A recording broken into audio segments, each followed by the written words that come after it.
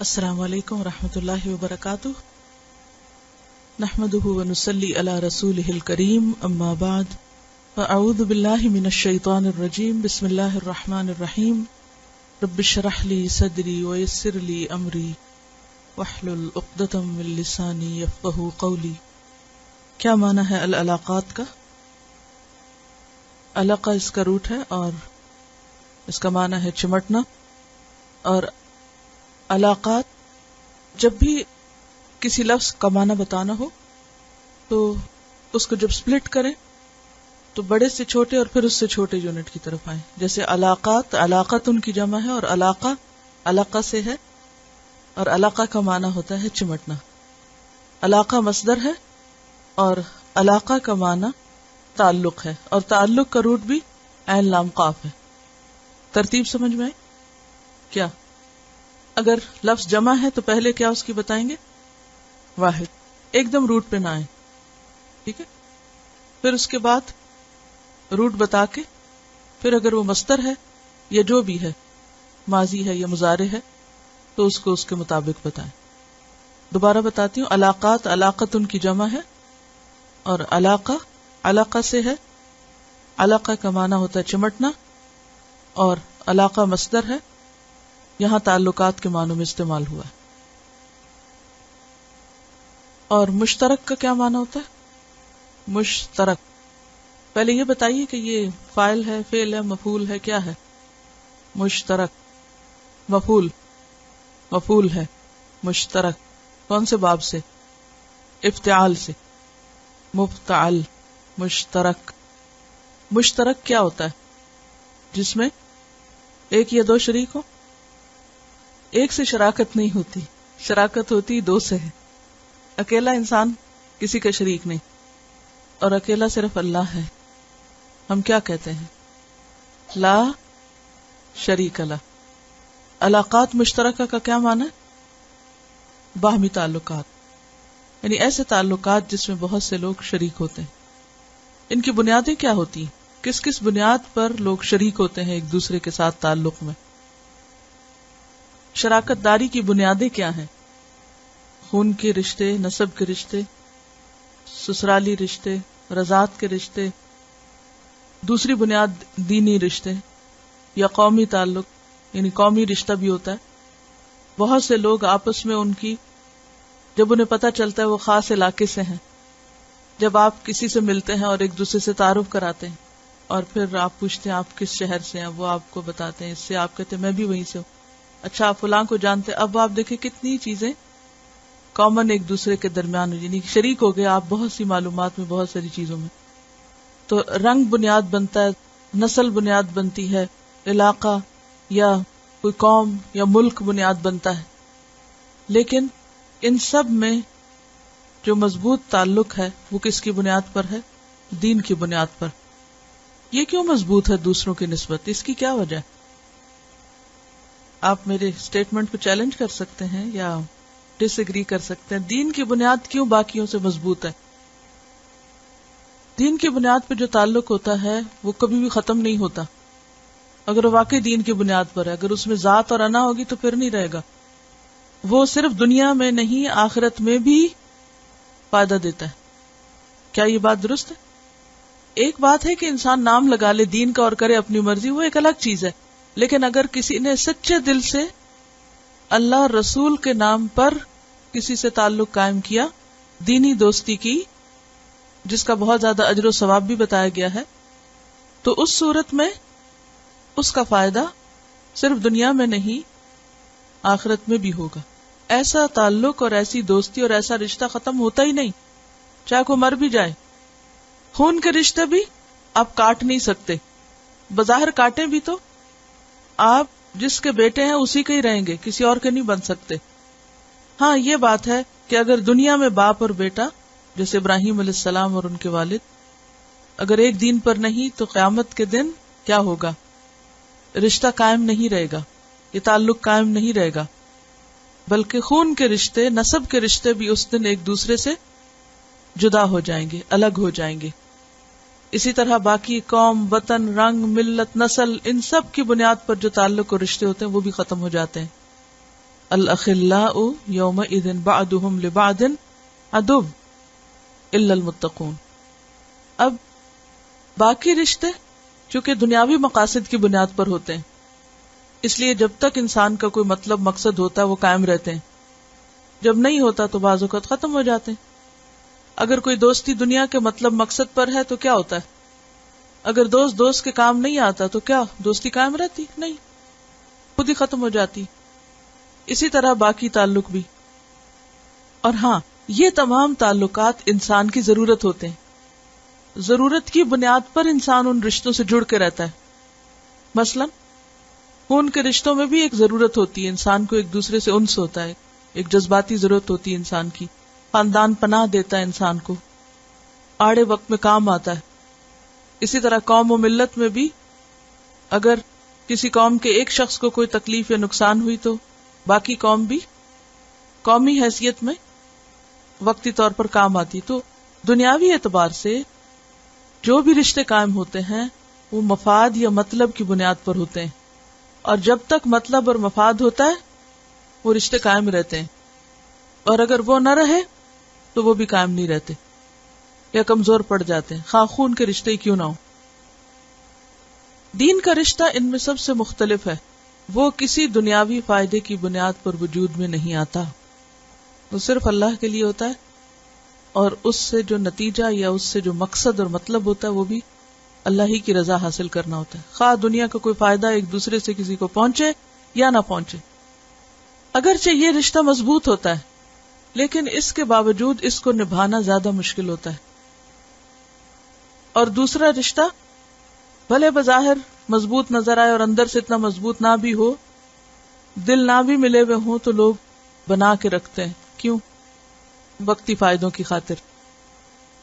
چونکہ دنیا کا مطلب اور مقصد ہوتا ہے نا اس میں، تو انسان اس مطلب کی وجہ سے ایک دوسرے سے جڑ کے رہتا ہے، کیونکہ اس کو پتا ہے کہ اگر میں اپنے قبیلے سے، کنبے سے، خاندان سے الگ ہو گیا تو پھر کیا ہوگا؟ مجھے پروٹیکشن نہیں ملے گی، مجھے فائدہ نہیں ہوگا. تو اسی لیے آپ نے دیکھا ہوگا کہ بعض اوقات لوگ ایک دوسرے کے دشمن بھی ہوتے ہیں لیکن کسی کاروباری فائدے کی خاطر ملے رہتے ہیں. دین کا رشتہ، دینی تعلق، اس میں چونکہ دنیاوی وقتی کوئی خاص فائدہ نظر نہیں آتا، اس لیے عام طور پر اس میں کشش کم ہوتی.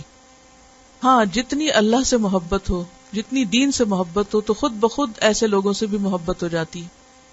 یہ کشش کی ایک بہت بڑی بنیاد ہوتی. لیکن یہاں ایک اور بڑی مشکل یہ ہوتی ہے کہ شیطان ان رشتوں میں خلل اندازی کرنے میں بھی بہت کوشاں رہتا ہے. ان الشیطان ینزغ بینکم، وہ دلوں میں وسوسے ڈالتا رہتا ہے، ایک دوسرے کے خلاف بدگمانی پیدا کرتا ہے، اور بے پناہ اجر اور ثواب ہونے کے باوجود بھی بسا اوقات دین کے نام پر اکٹھے ہونے والے ایک دوسرے کے مخالف بن جاتے ہیں. اگر کوئی شخص یہ چاہتا ہے کہ دین کے نام پر بننے والے رشتوں میں اس کو وہ اجر اور ثواب ملے جو اللہ نے اس کے لیے رکھا ہے، یاد ہے کسی کو؟ قیامت کے دن ایسے لوگ نور کے ممبروں پر ہوں گے، انبیاء اور شہداء ان پر رشک کر رہے ہوں گے کہ یہ کون لوگ ہیں کہ جن کو اتنا آنر بخشا گیا. کیوں؟ اس لیے کہ انہوں نے دنیاوی مفادات سے اٹھ کر صرف اللہ کے نام پر تعلق قائم کیا، دوستی قائم کی اور ہر حال میں اس کو قائم رکھا. لہذا اللہ کے نام کی لاج رکھنے والوں کو آج اتنا عزت کا مقام دیا جا رہا ہے. تو ان رشتوں کا احترام، ان رشتوں کو قائم رکھنا اور شیطان کے شر سے، بدگمانیوں سے محفوظ رکھنا بے حد ضروری ہے. اور اسی کے لیے یہاں پر بہت سی ایسی باتیں بتائی گئی ہیں کہ انسان اس رشتے کا احترام کرے، اسے قائم رکھے. سب سے پہلی بات کہ انما المؤمنون اخوہ، پھر ایک دوسرے کے لیے دعا کرنا سکھایا گیا. دیکھیے کہ قرآن پاک میں بہت زیادہ دعائیں نہیں ہیں، لیکن نمبر میں چاہے وہ کم ہے، ان میں سے کتنی اہم ہے یہ دعا.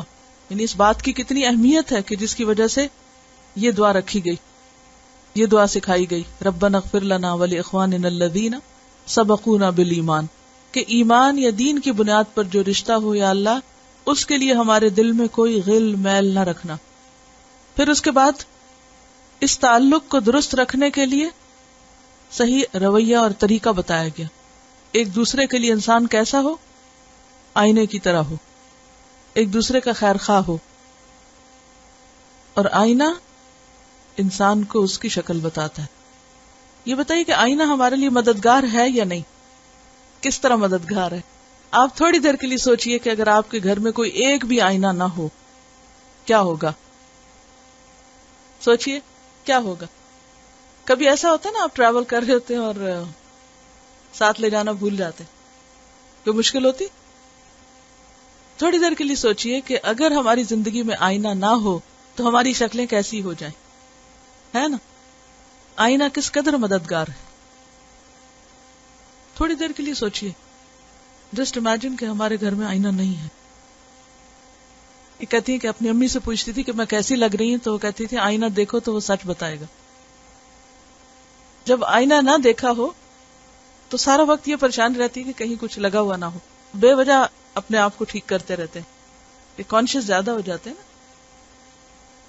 آئینہ ہماری پرسنل گرومنگ میں مددگار ہوتا ہے، ہمیں خوبصورت بنانے میں مدد دیتا ہے. یعنی جس اینگل سے آئینہ آپ کو دکھاتا ہے چیزیں، اس طرح آپ خود کو نہیں دیکھ سکتے. صرف یہ نہیں کہ فیس نہیں دیکھ سکتے، باقی جسم کو بھی، اپنے لباس وغیرہ کو اگر اپنی طرف سے آپ دیکھیں تو اور طرح نظر آئے گا، سامنے سے دیکھیں تو بالکل اور طرح نظر آ رہا ہوتا ہے. بعض اوقات انسان اپنے گمان میں، اپنی سوچ میں، اپنے خیال میں اپنے آپ کو کچھ اور سمجھ رہا ہوتا ہے، لیکن دوسرا اس کو اس کی زندگی کا ایک اور رخ دکھا دیتا ہے. ایک پروگرام آتا ہے تو اس میں وہ لوگوں کو دکھانا چاہتے ہیں کہ وہ کیسے لگ رہے ہوتے ہیں نا دوسرے لوگوں کو، تو وہ ان کو ایک ایسے کمرے میں ڈال دیتے ہیں جو چاروں طرف آئینے لگے ہوتے ہیں، سامنے سے پیچھے سے، like 360 ڈگریز. تو اگر سب لوگ سب کے لیے آئینہ ہو تو the whole community would help you look from all angles. آئینے کے بغیر زندگی ادھوری. آئینہ ہمارا ایک دوسرا رخ ہے، یعنی سپورٹ ہے ہمارے لیے. آئینہ جب ہم دیکھ رہے ہوتے ہیں تو ایسے ہی لگتا ہے نا جیسے یہ ہم ہی ہیں ادھر دوسرے اینڈ پہ، دیوار کے پیچھے ہم خود کھڑے ہیں، اپنا آپ ہی دکھ رہا ہوتا ہے اصل میں تو. لیکن کب صحیح دکھتا ہے؟ جب وہ صاف شفاف ہوتا ہے. اگر وہ میلا ہو، داغ دبے ہو اس پر، یا اس کے اندر کوئی اور خرابی پیدا ہو چکی ہو، تو پھر وہ صاف نہیں دکھاتا. تو اسی طرح اگر دو لوگوں کے درمیان تعلقات میں صفائی نہ ہو، کلیرٹی نہ ہو، تو وہ بھی ایک دوسرے کو صحیح آئینہ نہیں بن کے دکھا سکتے. یہ کہتے ہیں کہ تجارت میں آئینے کا بہت استعمال ہے. مالز میں آئینے لگے ہوئے ہوتے ہیں کہ اگر کوئی چوری کرے تو وہ دکھ جائے، کیمرے بھی لگے ہوتے ہیں. تو اس سے آپ اندازہ لگائیں کہ اگر انسان کا کوئی دوست نہیں، یا اس کا کوئی ساتھی نہیں، یا اس کو کوئی اس کی غلطی بتانے والا نہیں، تو وہ انسان کبھی بھی خوبصورت نہیں ہو سکتا. آئینے کے سامنے اپنے آپ کو ڈریس اپ کرنا، آئینے میں دیکھ کے اپنی اصلاح کرنا، اور صرف تیر تکے کی بنیاد پر محض خیالی انداز سے کچھ کام کرنا، دونوں بالکل مختلف ہیں. تو اس لیے مخلص دوست، سچے دوست، جن کے دل میں اللہ کا ڈر ہو، جو نہ مبالغہ آرائی کرے، نہ ہم سے جھوٹ بولے، نہ دھوکہ دے، نہ فریب سے کام لے، ایسے دوست اللہ کی نعمت ہوتے ہیں اور انسان کی اصلاح کے لیے ضروری. اعتماد نہیں ہوتا نا دوسرے پر. یہ کہتی ہے کہ آئینہ اگر غلطی بتائے تو ہم مائنڈ نہیں کرتے، لیکن اگر کوئی انسان بتائے تو ہم برا مان جاتے ہیں. بات یہ ہے کہ جس پر اعتماد ہوتا ہے نا آپ کو، اس کی بات نہیں بری لگتی، کیونکہ آپ کو یہ یقین ہوتا ہے کہ یہ شخص مجھے دھوکہ نہیں دے گا، میرا برا نہیں چاہے گا. اور تعلقات کی بنیاد ہوتی اعتماد ہے. اعتماد ہوگا، آپ دوسرے کی ہر بات کو پازیٹیولی لیں گے. اعتماد نہیں ہوگا تو پھر آپ جس رنگ میں چاہیں اسے لے لیں، آپ کو سیدھی بات بھی الٹ نظر آئے گی. یہ کہتے ہیں کہ شروع میں عادت نہیں تھی، تو جب کوئی توجیہ کرتا تو سارے ہی تھوڑے تھوڑے کانشیس ہو جاتے، لیکن اب یہ ہے کہ تھوڑی عادت ہو گئی ہے اور یہ کرنے لگے ہیں، تو کوئی نہ بھی بتائے تو ہم کہتے ہیں نہیں بتاؤ، یعنی جاننا چاہتے ہیں. ہم آئینے کے سامنے ہوتے ہیں تو ہی وہ ہمیں کچھ دکھاتا ہے، اور اگر ہم آئینے کے سامنے نہ ہوں، ہٹ جائیں، تو ہمیں کچھ نہیں دکھائے گا. اس کا مطلب کیا ہے کہ اگر ہم اپنے آپ کو کسی کے سامنے پیش کریں گے تو ہی کوئی ہمیں کچھ بتائے گا، اور اگر ہم نہیں پیش کریں گے تو نہیں کوئی بتائے گا. اب دیکھیے کہ اس کو ایک اور طرح سے بھی آپ لے سکتے ہیں. جب ہم آئینہ دیکھتے ہیں تو ہم خود کو دیکھ رہے ہوتے ہیں. اسی طرح بسا اوقات ہمارا رویہ دوسرے کے چہرے پر ہوتا ہے کہ ہماری بات کسی کو اچھی لگی ہے یا بری لگی ہے، یا جو کچھ ہم کر رہے ہیں وہ صحیح ہے یا غلط ہے. تو یہ بھی کیا ہے؟ دراصل ایک آئینہ. اب دیکھیے کہ جتنی بھی ترقی یافتہ اقوام ہیں وہاں پر ہیلدی کرٹیسزم کو ویلکم کیا جاتا ہے، اس کو انکریج کیا جاتا ہے، اور اگر کوئی صرف کسی کی تعریف کرے تو اس کو ڈاؤٹ کیا جاتا ہے، یا کوئی دال میں کالا ہے، کیونکہ اسی میں ترقی کا راز. اور دوسرے کو دوسرے کی غلطی بتانے میں دراصل اس کی ترقی اور اس کی نشو و نما کا پہلو ہوتا ہے، اگر وہ ایک صحیح طور پر بتائی جائے. کیونکہ مثلا اگر کوئی شخص غلطی کر رہا ہے اور کوئی اسے بتائی نہ، ذکر ہی نہ کرے، اور وہ کرتا ہی چلا جائے، تو کیا ہوگا؟ اس کی ذہنی ترقی نہیں ہوگی، ذہنی نشو و نما نہیں ہوگی. مثلا استاد اور شاگردی ہے، شاگرد اگر غلطی کرتا ہے اور استاد نہیں بتاتا تو کیا ہوگا؟ اور اگر استاد بتا کر اصلاح کرے گا تو کیا ہوگا؟ دونوں چیزیں ایک تو نہیں ہوگی. جیسے میں نے آپ سے کہا تھا، ایک دوسرے کی صرف حدیث سنے نہیں بلکہ سننے کے ساتھ ساتھ اصلاح بھی کریں، اور اصلاح کا طریقہ آنا چاہیے کہ ایک دوسرے کو بتائیں کہ کہاں مسٹیک ہوئی. اور اگر کوئی انسان غلطی بھی کرے اور مسٹیک جاننا نہ چاہے، یا مسٹیک پتہ چل جائے تو بھی اڑ جائے، اور جو غلط کام کر رہا ہے اسی کو ٹھیک سمجھے، اس کا نقصان کیا ہے؟ اس کا کوئی نقصان ہے؟ مثلا ترجمہ سننے کا ہی عمل دیکھ لیجئے، گروپ میں جس سے عام طور پہ سال بھر آپ سناتے رہیں. اب جب آپ کی ترجمے کی غلطی کوئی نکالتا ہے تو آپ کو اچھا تو نہیں لگتا. قدرتی بات ہے کہ نفس پہ بھاری ہوتی ہے چیز، اوہو مجھے آتا تھا، میں کیوں منہ سے غلط بول گیا، یا مجھے کیوں بھول گیا، یا کوئی بھی ریزن ہم بتا دیتے ہیں. لیکن آپ نے یہ دیکھا ہوگا کہ جو غلطی نکل جاتی یا پیپر میں جو کریکشن ایک دفعہ ہو جاتی، اس کے بعد کیا ہوتا ہے؟ وہ نہیں بھولتی، وہ ساری زندگی کے لیے کریکشن ہو جاتی. لیکن کسی کو موقع ہی نہ دینا، یعنی یہ میرے لیے بہت بھاری ہے، کیا ہوگا؟ آپ اسی کے ساتھ جیئیں گے. سورۃ صاد، داؤد علیہ السلام کو جب اپنی غلطی کا احساس ہوا، اور آپ کو معلوم ہے وہ بھی ایک آئینے میں ہی انہوں نے دیکھا تھا، ایک تمثیلی مثال میں دیکھ کے ان کو پتا چل گیا. وہ بھی ایک طرح سے وہ جو واقعہ تھا ان کے لیے کیا تھا؟ ایک آئینے کی طرح کام کیا اس نے. لیکن اللہ کے صالح بندے نے جو اتنے بڑے مقام پر تھے دینی اور دنیاوی اعتبار سے، ان کا طرز عمل کیا تھا؟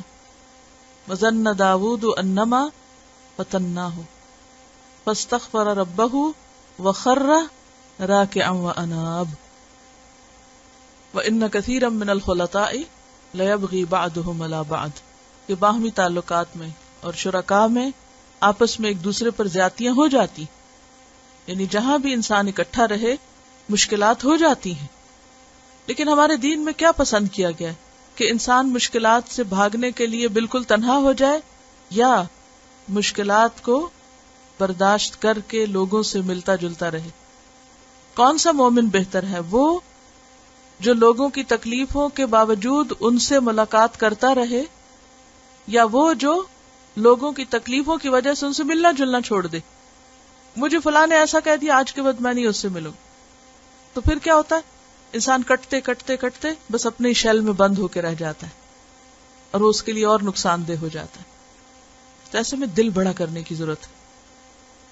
پھر آپ دیکھیے کہ جیسے پہلے بھی ذکر ہوا کہ تعلقات میں خرابی کا ہونا فطری عمل، لیکن خرابی کو جاری رکھنا اور لمبا کر لینا اور واپس نہ پلٹنا یہ سخت ناپسندیدہ ہے. اس کے لیے کیا حکم ہے کہ 3 دن سے زیادہ. عربی میں دن کی بجائے رات کا لفظ استعمال ہوتا ہے، لیکن مراد اس سے کیا ہوتا ہے؟ دن ہی ہوتا ہے، کیونکہ عربی کیلنڈر کب بدلتا ہے؟ شام کے وقت، مغرب کے وقت. یعنی شام کے آغاز سے دن کا آغاز ہوتا ہے، رات پہلے آتی ہے، دن بعد میں آتا ہے. اسی لیے لیل و نہار کہا جاتا ہے. اور یہ اس حدیث میں جو حدیث 164 ہے، اس میں اتنی خوبصورت تصویر کھینچی گئی ہے 2 روٹھے ہوئے لوگوں کی کہ یلتقیان فیورد ھذا ویورد ھذا، آمنا سامنا ہوتا ہے، ایک ادھر کنی کترا کے نکل جاتا ہے، ادھر دوسرا ادھر منہ موڑ کے چلا جاتا ہے. اور یہ انتہائی ناپسندیدہ چیز ہے. کیا کہا گیا؟ لا یحل، حلال ہی نہیں، جائز ہی نہیں، درست ہی نہیں کہ کوئی شخص 3 دن سے زیادہ روٹھا رہے. اور پھر مزید وضاحت کی گئی کہ وہ آپس میں ملے تو ایک دوسرے سے منہ موڑ کے چلے جائیں. وَخَيْرُهُمَا، اللہ کے نزدیک ان میں سے زیادہ اچھا، الَّذِي يَبْدَأُ بِالسَّلَامِ، جو سلام میں پہل کر لے، جو ساری انا کو چھوڑ کر جا کے صلح کر لے. اور اس صلح کا فائدہ کیا؟ اگلی حدیث میں دیکھیے.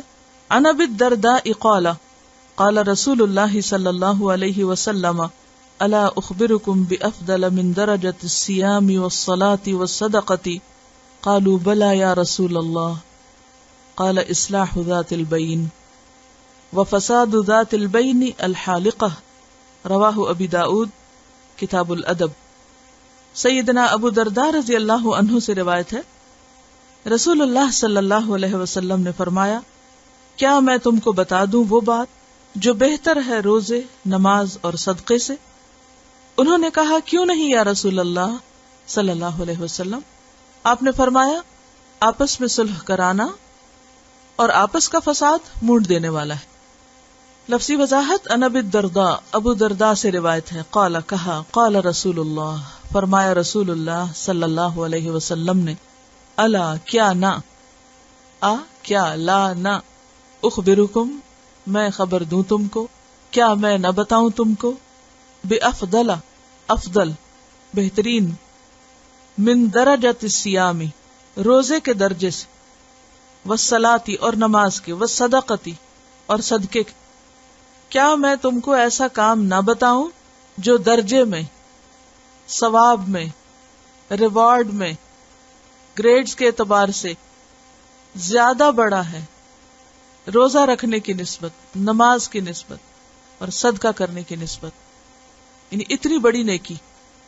قالو، انہوں نے کہا، بلا کیوں نہیں یا رسول اللہ، اے اللہ کے رسول صلی اللہ علیہ وسلم.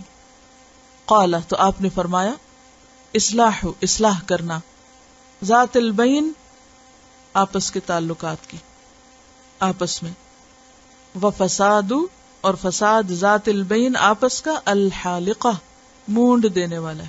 حلق کہتے ہیں بالوں کو اس طرح پھیرنا، بالکل صاف کرنا کہ پیور سکن نکل آئے، کچھ بھی نہ بچے، مکمل صفائی کر دے. اور آپس کے تعلقات کا بگاڑ تو دین کی پوری صفائی کر دینے والا ہے. پھر تو نماز، روزے اور صدقے خیرات بھی چلے جائیں گے ساتھ ہی بہہ کے. سوال یہ پیدا ہوتا ہے کہ آخر آپس کی صلح اور اصلاح کا اتنا بڑا اجر اور ثواب کیوں ہے کہ اس کو روزے، نماز اور صدقے سے بھی اوپر رکھا گیا؟ پہلی بات یہ ہے کہ روزہ رکھنا ایک ذاتی عبادت، اس میں کسی کا کچھ نہیں بگڑتا، جو انسان چاہے جب چاہے روزہ رکھ لے. نماز بھی ذاتی عمل ہے، صدقہ بھی ایک طرح سے اپنی ذات کے فائدے کے لیے. آپ اگر رکھتے ہیں روزہ تو آپ کو فائدہ، نہ رکھیں کسی اور کا کوئی نقصان نہیں. اسی طرح نماز آپ پڑھتے تو آپ کا فائدہ، اگر آپ نہ پڑھیں تو کسی کا کوئی نقصان نہیں. صدقہ اگر آپ نہیں دیتے تو دوسرے کا حق مارتے ہیں، لیکن پھر بھی بڑا نقصان اپنا ہی کرتے ہیں.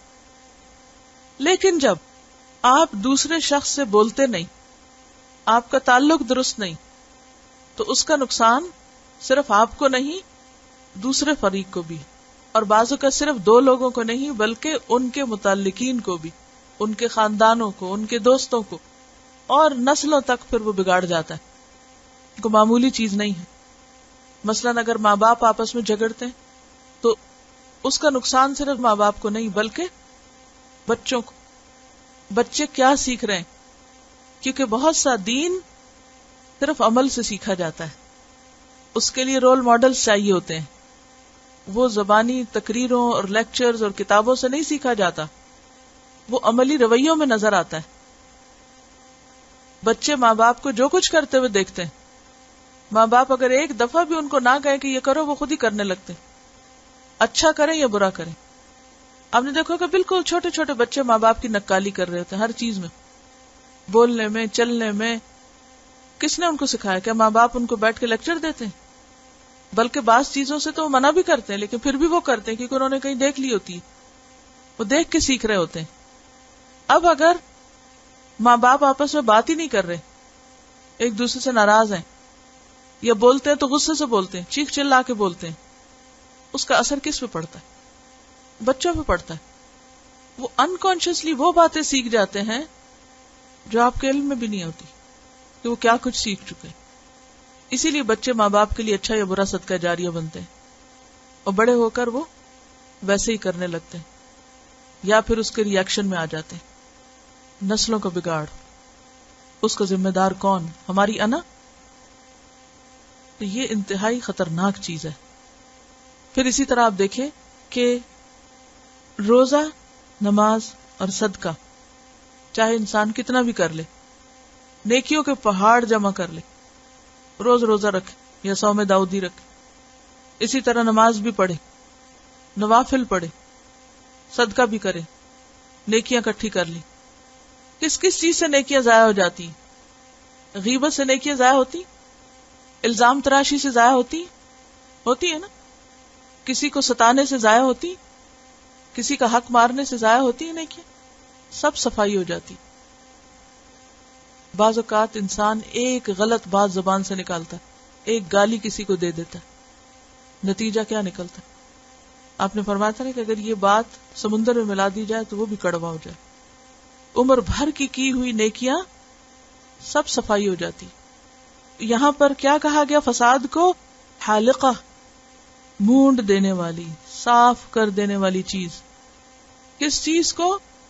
انسان کے دین کو، اس کی عبادتوں کو، اس کے روزے، نماز، زکوٰۃ، سب کچھ کو. اور ویسے بھی آپ دیکھیے کہ اگر تعلقات انسان کے درست نہ ہوں تو اس کے دل کی حالت پھر درست نہیں ہوتی. وہ رنج، غم، فکر، پریشانی اور ایک خوف کا شکار رہتا ہے. اس کی وجہ سے انسان کا نہ عبادت میں دل لگتا ہے نہ کسی اور کام میں، کیونکہ وہ ایک انکانشیسلی انسان کا جو وہ سب کانشیس ہوتا ہے نا، وہ اس کے اندر وہ کھلبلی مچائے رکھتا ہے. مثلا اگر آپ دیکھیں کہ اگر آپ غمگین ہوں، دکھی ہوں، تو نتیجہ کیا ہوگا؟ آپ کا دھیان کہاں لگا ہوا ہوگا؟ آپ کی سوچ میں کیا ہوگا؟ سارا وقت وہی باتیں ہوں گی نا.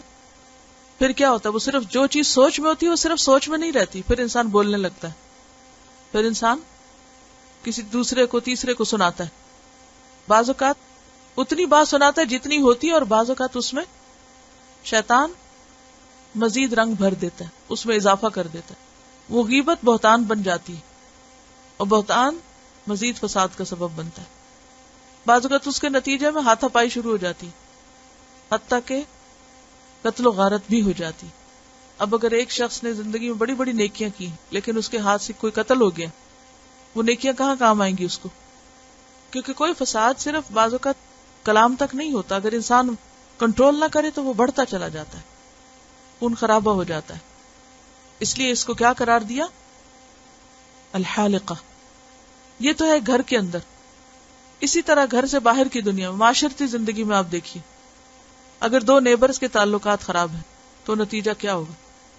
بعض اوقات چوری، ڈاکہ اور بہت سی خرابیاں ہو سکتی، بچے اغوا ہو سکتے ہیں، مقدمے بازی، عدالتوں میں جانا. ماں اور بچے کے تعلقات اچھے نہیں، کیا نتیجہ نکلتا ہے؟ ایسے بچے نفسیاتی مریض ہو جاتے ہیں. اسی طرح بہن بھائیوں کے اگر تعلقات درست نہیں، کوئی بھی رشتہ آپ دیکھ لیجئے، کسی بھی چیز کو پنپنے کے لیے امن کی فضا چاہیے ہوتی ہے. ترقی کہاں ہوتی ہے؟ جہاں امن ہوتا ہے.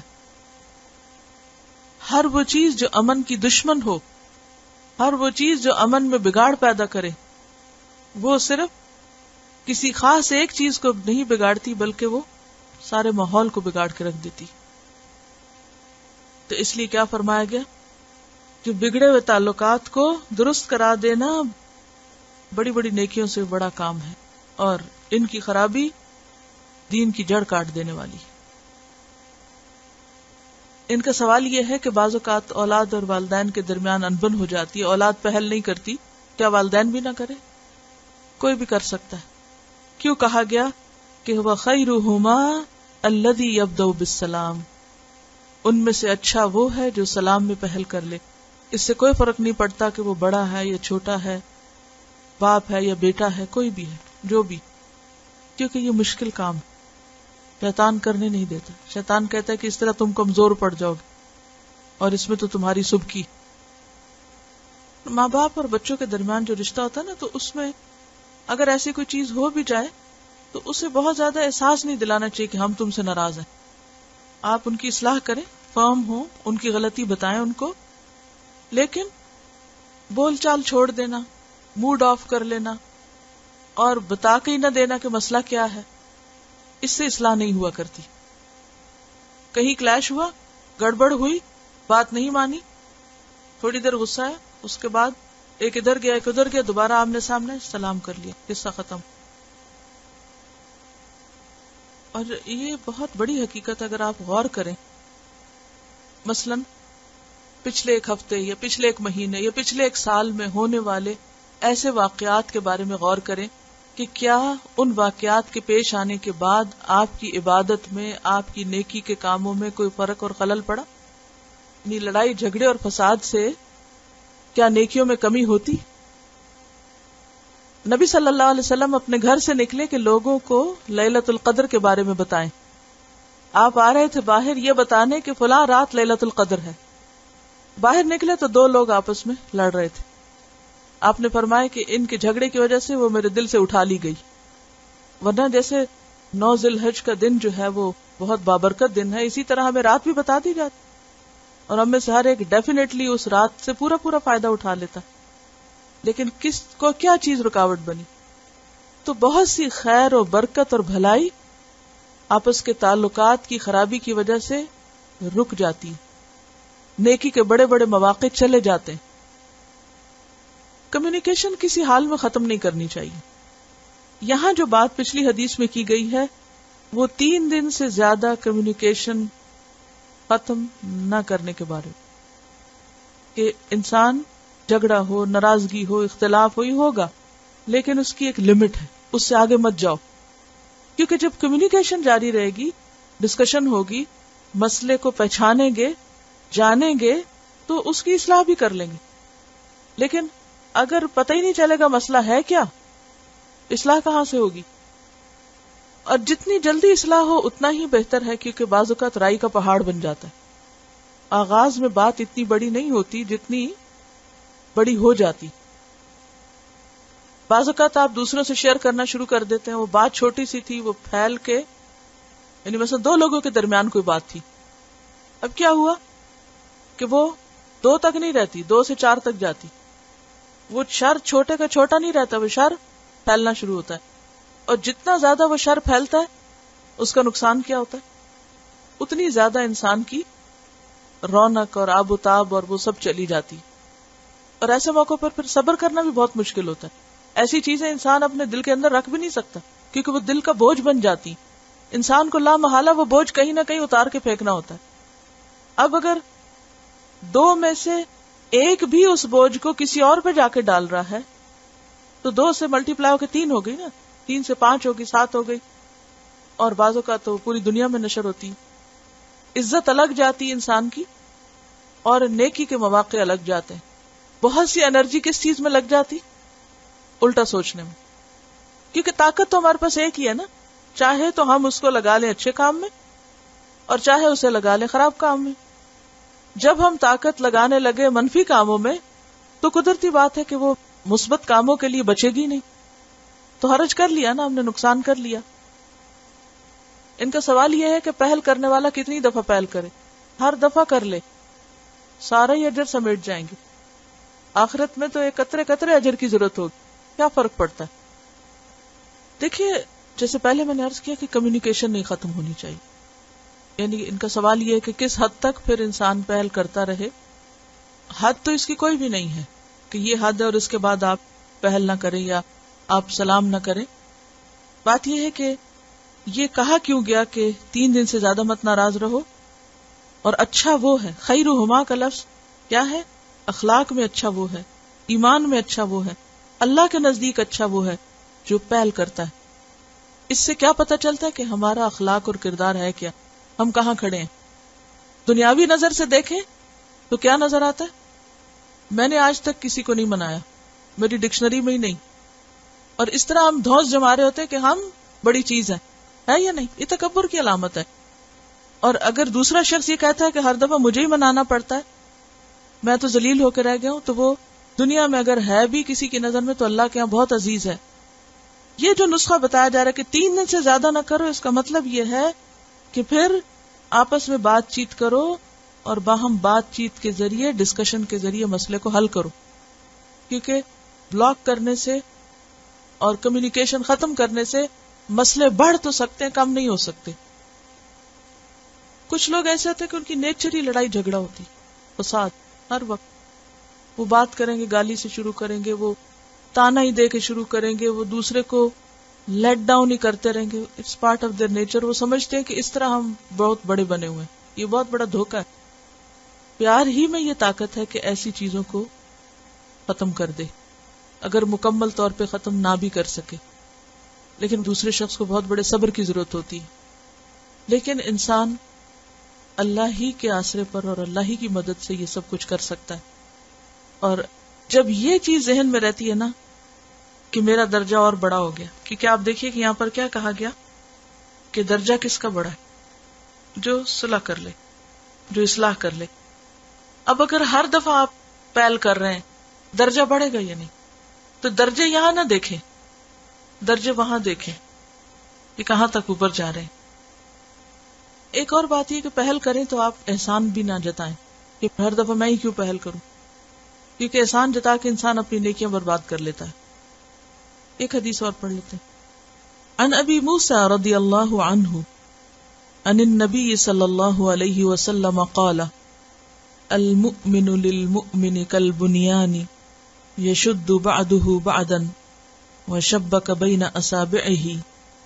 سیدنا ابو موسیٰ رضی اللہ عنہ نے نبی کریم صلی اللہ علیہ وسلم سے بیان فرمایا کہ آپ صلی اللہ علیہ وسلم نے فرمایا, ایک مومن دوسرے مومن کے حق میں ایک عمارت کی مانند ہے جس کا ایک حصہ دوسرے کو مضبوط کرتا ہے. اور آپ صلی اللہ علیہ وسلم نے اپنی ایک ہاتھ کی انگلیوں کو دوسرے ہاتھ کی انگلیوں کے اندر کیا. لفظی وضاحت. ان ابی موسیٰ, ابو موسیٰ رضی اللہ عنہ سے روایت ہے, رضی اللہ عنہ.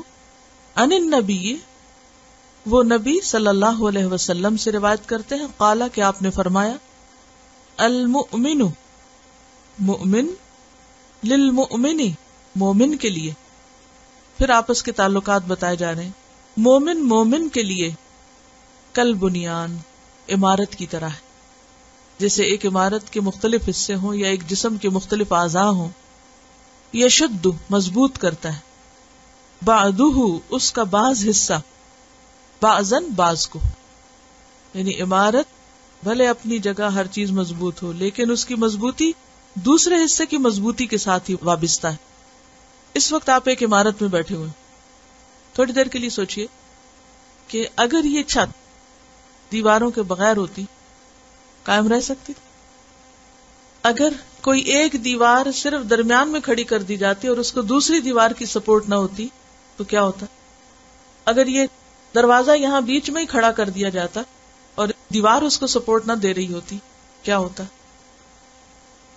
یعنی کسی ایسی عمارت کے بارے میں سوچئے کہ جس کا ہر پارٹ دوسرے سے فاصلے پر ہو, کیا ہوگا؟ کھڑی نہیں ہو سکتی, گر جائے گی. کبھی آپ نے دیکھا ہوگا کہ زلزلے طوفان کی وجہ سے عمارتوں میں دراڑیں پڑ جاتی ہیں. کچھ یاد ہے کبھی دیکھی ایسی عمارتیں؟ ان میں رہتے ہوئے ان کو دیکھ کے کیا خیال آتا ہے؟ ابھی گری کے گری. ہر دفعہ دراڑ دیکھ کے خوف کی لہر دل میں جاتی ہے کہ اس کو ایک اور جھٹکا گرا دے گا, پتہ نہیں کس وقت گر پڑے. اور گرے تو پھر کیا ہوتا ہے؟ زلزلے میں جو عمارتیں گری تھی ان کے حالات آپ نے سنے تھے. ایک دراڑ بھی نقصان دہ ہے. کہاں یہ کہ کئی دراڑیں, چھت کے لیے پراپر سپورٹ نہ ہو, دیوار سے ملی ہوئی نہ ہو. تو اگر مسلمانوں کے درمیان دراڑیں ہوں دلوں میں, تعلقات میں, تو کوئی بھی بڑا کام ہو نہیں سکتا. وہ آگے بڑھ ہی نہیں سکتا, پھیل ہی نہیں سکتا, قائم نہیں رہ سکتا. اس کے لیے بے حد ضروری ہے کہ باہمی تعلقات اچھے ہوں.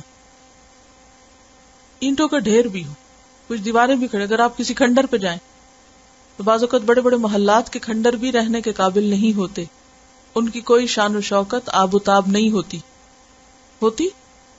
کبھی آپ کو اتفاق ہوا آثار قدیمہ دیکھنے کا، گری پڑی عمارتیں دیکھنے کا؟ بعض اوقات بڑی عالی شان بلڈنگز ہوتی ہیں. کئی تاریخی شہر آپ نے دیکھے ہوں گے کہ جن کی دیواریں گری پڑی ہوتی ہیں اور بظاہر دیکھنے میں ایک ایک اینٹ اور ایک ایک پتھر اور ایک ایک چیز بڑی خوبصورت ہوتی ہے اور بہت ایک گرینڈ ماضی کی یاد دلا رہی ہوتی ہے، لیکن اسے دیکھ کے صرف ایک حسرت ہوتی ہے، ایک مایوسی اور ایک اداسی کی کیفیت ہوتی ہے، کیونکہ اس کی کوئی آب و تاب، کوئی وقت، کوئی قیمت، کوئی رونق کچھ بھی نہیں ہوتی. تو اسی طرح وہ قوم جس کے افراد، وہ گروہ، وہ ادارہ جس کے افراد آپس میں کٹے پھٹے بٹے ہوئے ہوں، ان کی بھی کوئی آب و تاب، کوئی رونق، کوئی روب، کوئی وقت، کوئی قیمت نہیں ہوتی، افراد کی قیمت نہیں ہوتی. آپ سوچئے کہ اگر ایک ہاتھ کٹا ہوا وہاں پڑا ہو کسی کا، اور پاؤں کہیں پڑا ہو، سر کہیں پڑا ہو، کیا ہوگا وہ جسم؟ کوئی قیمت ہوگی اس کی؟ نہ اس ہاتھ کی کوئی قیمت، نہ اس سر کی کوئی قیمت. وہ جب جڑتا ہے اور ایک جسم بنتا ہے تو کیا کچھ کر نہیں سکتا. لیکن یہ سبق ہم بھول جاتے ہیں. ایمان کی اور دین کی خاطر جو دوستی اور تعلق اور رشتہ قائم ہوتا ہے، یا اللہ کے نام پر جب لوگ ایک جگہ جمع ہوتے ہیں، تو ان کے لیے بے حد ضروری ہے کہ وہ آپس میں اینٹوں کی طرح، مضبوط عمارت کی طرح ایک دوسرے کے ساتھ جڑے اور گتھے ہوئے ہوں. اور یہ کہہ کر وَشَبَّكَ، اور آپ نے داخل کر دیا. شبک یشبک کو تشبیک ہوتا ہے ایک دوسرے میں داخل ہونا، یعنی ایک کا داخل ہونا نہیں ہوتا، ایک اور دوسرے کا، یعنی دو طرفہ داخل ہونا، دو چیزوں کا آپس میں مل جل جانا، خلط ملط ہو جانا. جیسے انٹرنیٹ کے لیے بھی لفظ شبکہ استعمال ہوتا ہے، شکاری کے جال کے لیے بھی جال ہوتا ہے نا، تو شبکہ اس کے لیے بھی آتا ہے. انٹرنیٹ کا کیا مطلب ہے؟ انٹر کنیکٹڈ، انٹر کنیکشن، باہم ملا ہوا ہونا، دو طرفہ نیٹ ورک. آپ نے اپنے ہاتھ کی انگلیوں کو شبکہ بین اصابعہ، انگلیوں کو ایک دوسرے کے بیچ میں کیا. اچھا، حیرت کی بات ہے کہ جب انگلیوں کو ایک دوسرے کے بیچ میں کرتے ہیں تو بالکل ایک دیوار کی تصویر بھی بنتی ہے. کر کے اپنے ہاتھوں کو دیکھیے، ایک دوسرے میں ڈالیے. کیا ایسے نہیں جیسے اینٹیں لگی ہوئی ہوں اور ایک دیوار بنی ہوئی ہو؟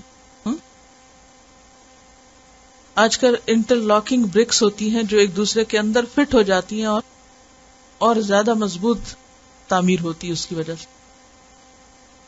یہ کہہ رہی ہے کہ ایک لکڑی کو جب دوسری لکڑی سے جوڑتے ہیں تو انگلیوں کی طرح ایک حصے کو دوسرے حصے میں ڈال کر جو جوڑ بنایا جاتا ہے وہ سب سے زیادہ مضبوط ہوتا ہے. مثلا آپ مٹھی سے بھی تشبیہ دے سکتے تھے کہ بند مٹھی کی طرح مضبوط، یا کسی اور چیز کی طرح، یا کسی ہڈی کی طرح مضبوط، لیکن آپ نے جو مثال دی وہ انتہائی خوبصورت مثال.